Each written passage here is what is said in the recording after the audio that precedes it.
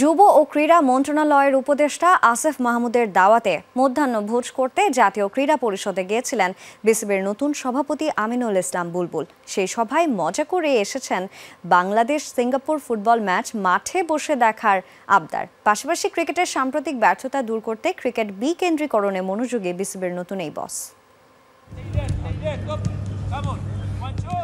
হামজা চৌধুরী আগেই এসেছেন। FA cup winner হামজার সঙ্গে সিঙ্গাপুর ম্যাচে খেলবেন কানাডা ন্যাশনাল টিমের হয়ে খেলা সমিত সোমো। আছেন বহুল আলোচিত ফাহমেদুল ইসলাম, কিউবা মিচেলের পাসপোর্টও রেডি। এসব নানা কারণে নতুন করে আবারও ফুটবলে আগ্রহ তৈরি হয়েছে। এই আগ্রহ ছুঁয়েছে বাংলাদেশ ক্রিকেট বোর্ডেও।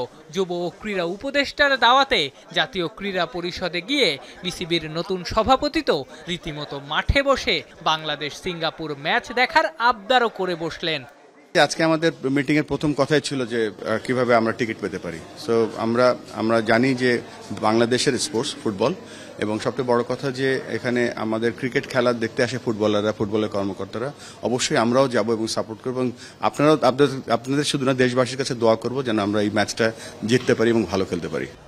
এই আগ্রহের কারণ দুইটা, ফুটবলের গণজোয়ার আর ক্রিকেটের সাম্প্রতিক ব্যর্থতা।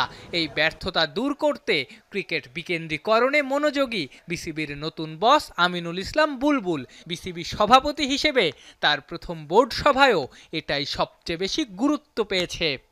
ক্রিকেটকে প্রায়োরিটি দিচ্ছি। সে ক্রিকেটকে এই জন্য দিচ্ছি, আমরা চাচ্ছি যে গ্রামের একটা ছেলে সে যেন ভালো খেলে উপজেলায় আসতে পারে, উপজেলার ছেলেটা যেন জেলায় আসতে পারে, এবং জেলা থেকে বিভাগে এবং ন্যাশনাল লেভেলে আসতে পারে। সেই পাথওয়েটা ক্লিয়ার করছি, এবং আপনি জেনে খুশি হবেন যে আমরা স্কুল ক্রিকেটকে নতুনভাবে সাজাবো, এবং সব থেকে বড় যেটা হচ্ছে তখন অটোমেটিক্যালি জাতীয় দলের পারফরমেন্সও বেটার হবে। তখন আমাদের কাছে অ্যাভেলেবেল ভালো প্লেয়ার বা হাই পারফরমেন্স প্লেয়ার আরও বেশি থাকবে আমাদের হাতে।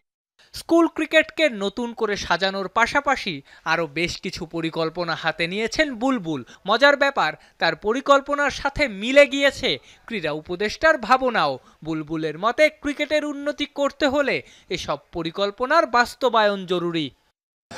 মানে গ্রাফ তো সবসময় ওঠে নামে, এটা শুধু বাংলাদেশ বলেন সবার জন্য।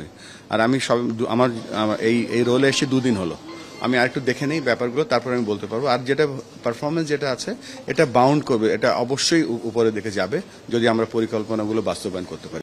আইসিসির নিষেধাজ্ঞার কথাও শোনা গিয়েছিল মাঝে, তবে নতুন সভাপতি ও আইসিসির গেম ডেভেলপমেন্ট ম্যানেজার বলছেন এমন কিছুই তাদের জানা নাই।